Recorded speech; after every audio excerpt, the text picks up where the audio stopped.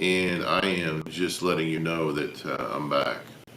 Had a severe allergic reaction to some seafood I ate, and it didn't look good. So I didn't want to freak you out because this whole part of my lip was all red and swollen. I guess there was one good thing of having masks being worn out and about is didn't have to go through the embarrassment of that at the stores or at the or wherever else requires masks. But it was pretty nasty, so I didn't want to bother you with that. It was a 3-week thing. So other than that, hey, we're in 2021. What does that feel like? Anything new, anything different? Pretty much the same as it's always been, right? As you finish laughing, I'll drink some coffee. Yeah, 2021 is a little different, but so was 2021, 2016, 2017. Every time there's a big change in the leadership, there's always a big change and uncertainty in our culture, and it's okay. We'll get through this. We've been through it before. We'll get through it again. It seems nasty now, but just look back at, I'll even look at, dig up some old stuff on the Abraham Lincoln election. He's the first president of a brand new political party with the purpose of the political party stated when they formed in Wisconsin to eliminate an institution that was there from the colonial days when the English and the Dutch settled this part of the East Coast. They had this built-in industry that they brought over and inoculated, vaccinated, put in place, and we inherited that when we formed the country. Should have been done at the very beginning. Wasn't there, didn't have any input in that. But 100 years later, the Republican Party was formed. This is just fact. And part of its plank was to get rid of slavery. And had a president. Anyway, there was some nasty stuff said in that election. Some very nasty stuff. Some very, very heinous accusations and some very funny ones. But we think it's bad now. It was really bad then, too. So we've been through this before as a country. We'll get through this. We'll go forward. What it's going to take is for me to plug in my mic so you can hear better. Oh, all of that. My goodness. All of that was really very important for you to hear because that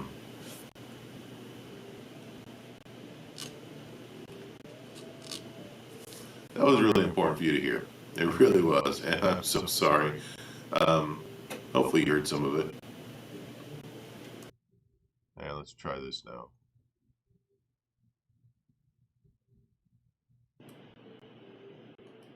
Let's try this now. There we go. All right, so sorry about that. Anyway, being disconnected can cause a lot of problems, and my microphone was disconnected, so you heard a backup microphone, and then you heard both microphones, and now hopefully you're just hearing this good one. So apologize for that. But we've been through this before, being disconnected. We've been through this before. Just we haven't lived through it before. So we just got to hold together, hold tight, hold on to what we know to be true, reach out in love, help those around us.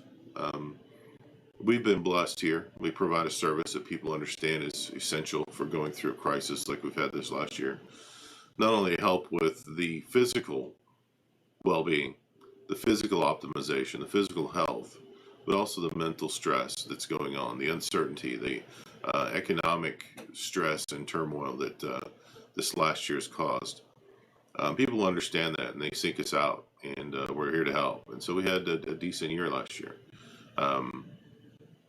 And I'm looking forward to doing more this year with more people, helping more and more people. And that is, for us and our family, that it wasn't a stressful year when it comes to those kinds of things. But I'm not blind to the fact that there's a lot of people suffering. There's a lot of people struggling right now. And it's only going to get a little worse before it gets better. So we need to make sure that we're prepared. We need to make sure that we're there to help others. We need to reach out and help those around us before anybody else is even aware that they're struggling. And if we're struggling, we need to reach out. If we're struggling at all, financially, physically, mentally, spiritually, emotionally, we need to reach out. We need to humble ourselves and ask for help. And if you don't have anybody, please call me. I'm happy to talk with you, have a Zoom call, have a phone call, whatever. And we'll find somebody close to you that can help. You need to establish good relationships so that you do have that person you can call at 2:30 in the morning saying, hey, I just need to talk. And you know they'll pick up the phone and they'll at least listen. You need that person. You need that group of people in your lives. So now is the time to establish the systems that you'll need in times of stress. When they start up a new In-N-Out burger, they have so many high-end systems in place. And it's the same with McDonald's or a Taco Bell or any good restaurant, any good industry, any good business. They have systems in place for handling far more than they're going to see on that first day. You need the systems in place when there's no stress so that when the stress comes, it's habit. And part of that system you need in place is that person or persons that you can call and say, hey, I'm struggling. I need some help. Come help me. So anyway, not much for frivolity. I told you about my mouth. We talked about politics. We talked about healthcare. Oh, here's something for you. Here's a nugget for you. Most people think, and I did too until this last weekend, that it goes from sick care to healthcare to wellness care to optimization care. But if you ask the question, sick, well, healthy, how would you put those in order? And it is sick, and then you get well, and then you get healthy. And so wellness care has been put out there as this thing that's better than healthcare, when actually it's not. Wellness care is just getting you not sick. Healthcare is getting you healthy, which is beyond wellness. So you have sick, so you have dying and sick and well and healthy and optimization, performance optimization. This is where we live here at this office. This is where I like to help people, is to go from well to healthy to optimized, functioning at 100%, experiencing life at 100%, expressing life at 100%. That's where I like to be. That's where I like to help my people. So that was kind of a interesting twist on something that we had just taken for granted before. So hopefully that helps if you've stayed with me this long, rambling on a Friday morning for 8 minutes so far. Anyway, guys, I hope to do more of these. I plan to do more of these back to my 3 a week. But it's just like everything else in life. It's like a box of chocolates. You don't know if you're going to open it up and it's all going to be nutty, it's all going to be melted, or if somebody's already eaten them. So we'll deal with it as we come. I do love you guys. If you're ever in the area in the upstate, please stop by and see me. Happy to spend some time with you and talk, especially if it's about chiropractic and helping you get a chiropractor into your life so that you can live a life to its fullest and have a life full of days and days full of life. Love you guys. Take care. Bye-bye.